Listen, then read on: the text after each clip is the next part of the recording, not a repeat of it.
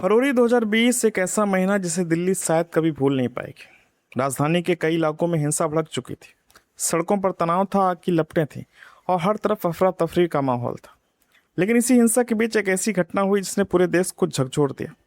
26 वर्षीय intelligence bureau यानी IB के अधिकारी अंकित शर्मा की मौत ने हर किसी को हैरान कर दिया। करीब 6 साल बाद इस मामले में अदालत ने अहम फैसला सुनाया। अदालत ने इस केस में पूर्व पार्षद ताहिर हुसैन समेत कई आरोपियों को दोषी ठहराया। आखिर अदालत ने किन सबूतों को भरोसेमंद माना, जांच में क्या सामने आया और इस फैसले का क्या मतलब है, आइए पूरी कहानी समझते हैं शुरुआत से। 24 फरवरी 2020 की बात है। दिल्ली के उत्तर पूर्वी इलाके में हालात तेजी से बिगड़ने लगे। देखते ही देखते हिंसा कई इलाकों में फैल गई। दुकानों में आग लगा दी गई, गाड़ियों को नुकसान पहुंचाया गया और कई निर्दोष लोग इस चपेट में आ गए। इसी दौरान आईबी में कार्यरत 26 वर्षीय अंकित शर्मा अपने घर के आसपास मौजूद थे। कुछ समय बाद उनका परिवार उनसे संपर्क नहीं कर पाया। परिवार ने हर संभव कोशिश की लेकिन उनका कोई अता पता नहीं चला। अगले दिन उनका शव चांदबाग इलाके के एक नाले से बरामद हुआ। पोस्टमार्टम रिपोर्ट में शरीर पर कई गंभीर चोटों का जिक्र किया गया। यह मामला पूरे देश में चर्चा का विषय बन गया। सवाल उठने लगे कि आखिर इतनी बड़ी घटना कैसे हुई और इसके पीछे कौन लोग थे। दिल्ली पुलिस की क्राइम ब्रांच ने इस मामले की विस्तृत जांच शुरू की। जांच के दौरान घटनास्थल, प्रत्यक्षदर्शियों के बयान, इलेक्ट्रॉनिक सबूत और फॉरेंसिक रिपोर्ट को इकट्ठा किया गया। जांच के दौरान पुलिस की नज़र चांदबाग स्थित एक इमारत पर गई जो उस समय आम आदमी पार्टी के तत्कालीन पार्षद ताहिर हुसैन से जुड़ी बताई गई। पुलिस का कहना था कि उस इमारत की छत से बड़ी संख्या में पत्थर, कांच की बोतलें और अन्य सामान मिले जिनका इस्तेमाल हिंसा के दौरान किया जा सकता था। जांच एजेंसियों ने अदालत में यह भी कहा कि घटनास्थल के आसपास लगे कुछ सीसीटीवी कैमरे या तो क्षतिग्रस्त पाए गए या उनकी दिशा बदली हुई थी। अभियोजन पक्ष ने इसे पूर्व तैयारी का संकेत बताया। अदालत ने अपने फैसले में उपलब्ध साक्ष्यों और गवाहों के आधार पर इन पहलुओं पर विचार किया। इस पूरे मामले में पुलिस ने कई प्रत्यक्षदर्शियों के बयान दर्ज किए। अभियोजन पक्ष का दावा था कि हिंसक भीड़ की गतिविधियों और घटनास्थल से मिले सबूत एक दूसरे से मेल खाते हैं।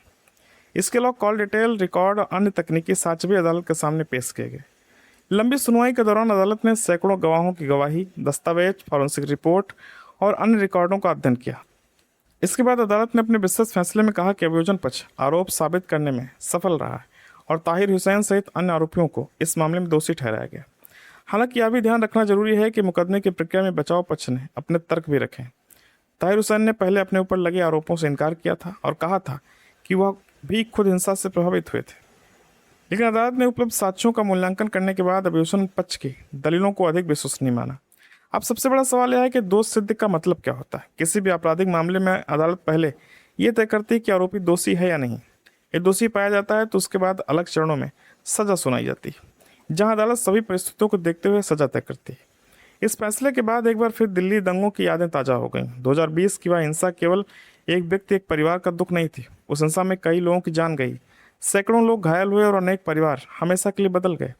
अंकित शर्मा के परिवार ने शुरू से ही न्याय की मांग की थी। वर्षों तक चले मुकदमे के बाद अब अदालत का फैसला सामने आ गया है। हालांकि भारतीय न्याय व्यवस्था में दोष सिद्ध व्यक्ति को ऊपरी अदालत में अपील करने का अधिकार भी होता है, इसलिए कानूनी प्रक्रिया आगे भी जारी रख सकती है। यह मामला हमें एक महत्वपूर्ण बात भी याद दिलाता है। किसी भी लोकतंत्र में हिंसा का कोई स्थान नहीं होता, चाहे मतभेद कितने भी बड़े क्यों ना हो। उनका समाधान कानून और संविधान के दायरे में ही होना चाहिए।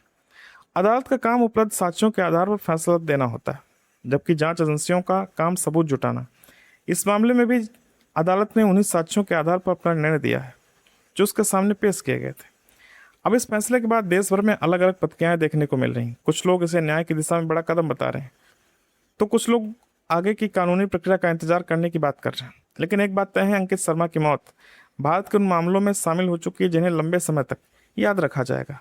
ये घटना केवल एक आपराधिक केस नहीं बल्कि इस बात की भी याद दिलाती है कि सांप्रदायिक हिंसा की कीमत हमेशा आम नागरिकों को चुकानी पड़ती है।